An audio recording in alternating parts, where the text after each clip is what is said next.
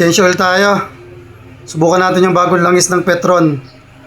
Ang Sprint Scooter 10W40. Bago lang to sa merkado kaya explore natin para malaman natin kung maganda ba. Ganda na, bundok. Ito nung salamang paano? Ng kulay berdeng kapaligiran.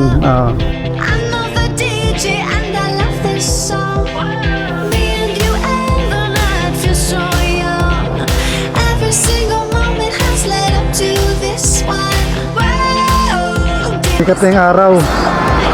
Ayun, napakainit.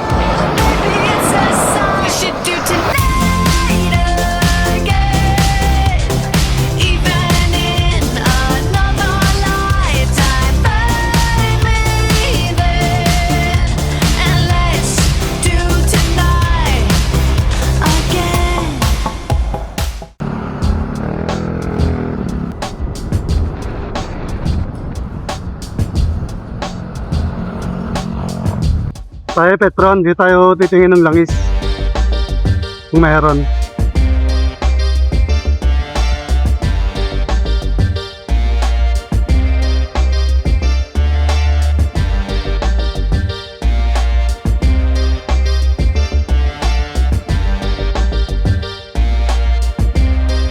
Di tayo bibili guys.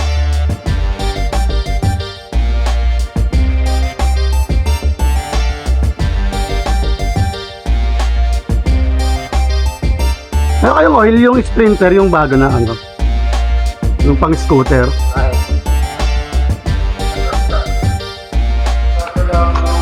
Pwede pumasok sir? 1 liter na lang ito po. Asan yan sir? Ito po. Wala na po. Patingin nga po. Magkano?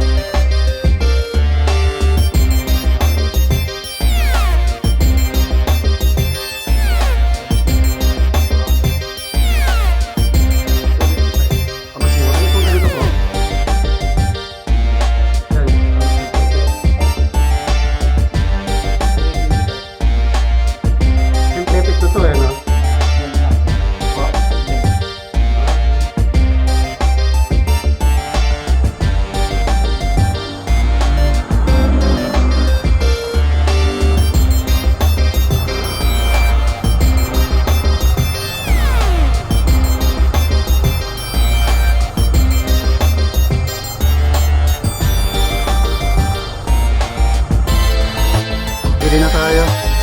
Alam, wala silang stock ng fully synthetic. Synthetic blend daw ang tawag nila dito. Okay na to. Explore natin yung performance na itong lens na to. Isingit na rin natin yung pagbili ng pangdagdag sa tindahan.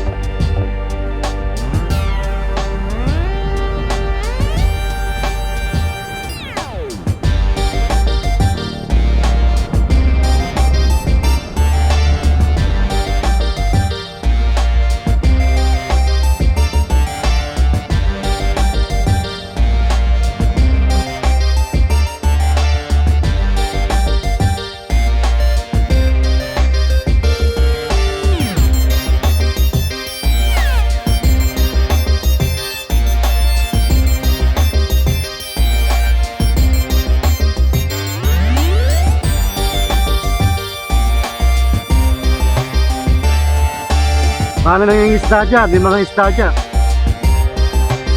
mga talagito, saka yung arroyo ba yung tawag doon? Parang sinapya.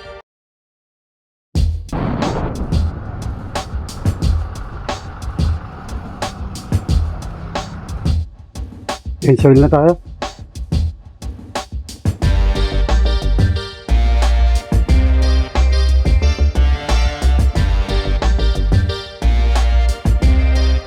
$2,762 odo.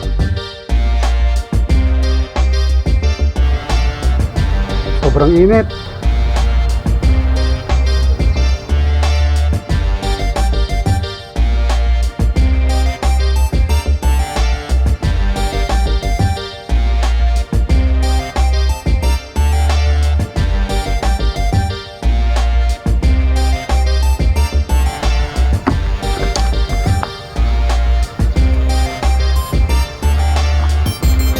Tanggalin yung dipstick.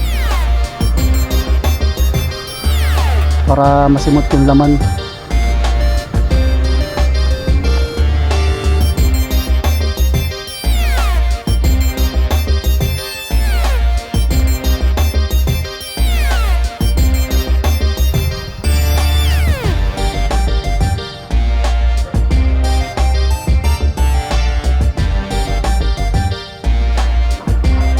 Reset ko na rin. 0-0 na.